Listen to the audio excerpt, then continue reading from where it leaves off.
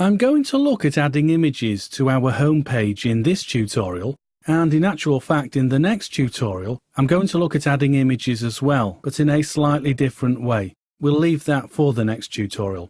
As I say, we'll add some images here, down here in our About Us section in this space I've created, although the principles of what I'm about to go through can be used anywhere on your page. Now just ignore the text below this space for the moment. I'll get back to that a little bit later on.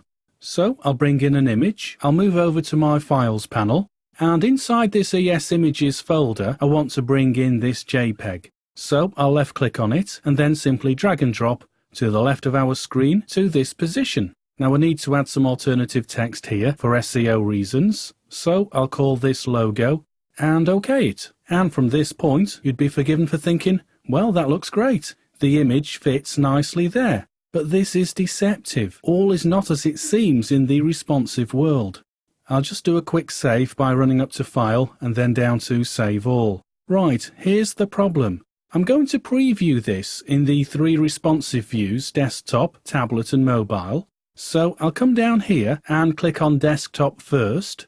What's happened? See what I mean? The structure has broken. Bringing this image in has somehow broken our perfect responsive site. So does this mean we can't use photographs? Let's just try our tablet view. OK, that's still not right. It's slightly better, but is still of no value because it's hanging off the right of our column. Finally, I'll try our mobile viewport.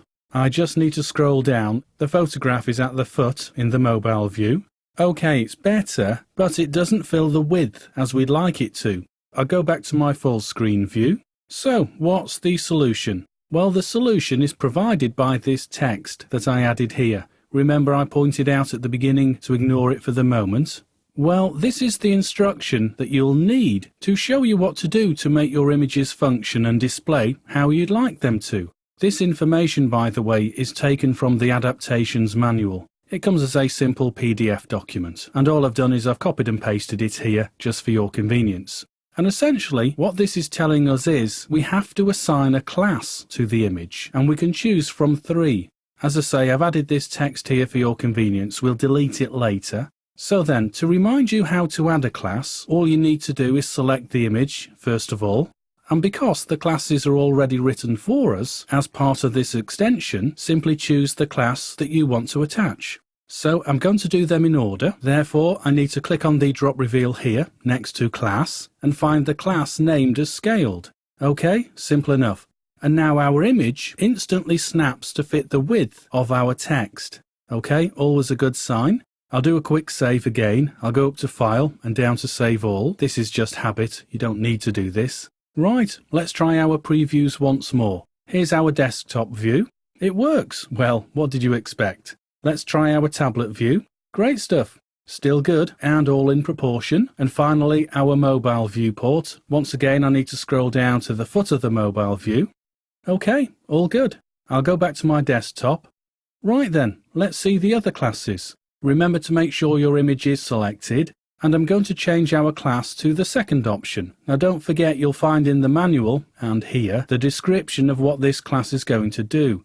I.e. the image scales up to its natural width and has a shadow effect. Sounds good to me. Let's substitute this class. So I'll go down to Class, click on the drop reveal and choose Scaled Max. Once more, out of habit, I'll go to File and down to Save All.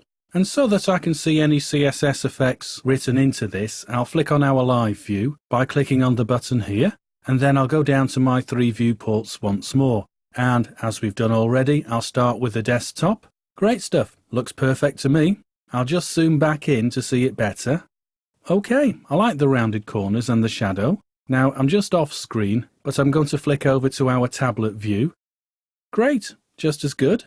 And then I'll go to our mobile view. And once more I'll scroll down to the mobile foot.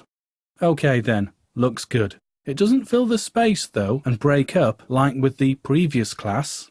It only scales to its natural width.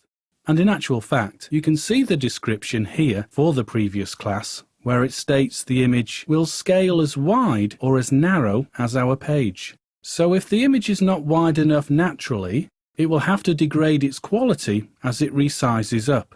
Here with this second class, the one we're looking at the moment, it won't enlarge the image any higher than its natural size. Right then, let's go back to our desktop, and I'll turn off the Live button.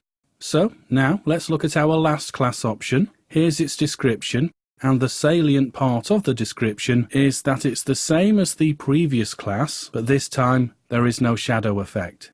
Regardless of it having no shadow, let's try it. I'll go to class once more, click on the drop reveal and choose Scaled, Max, Plane. And finally, one last time, I'll click on File and Save All.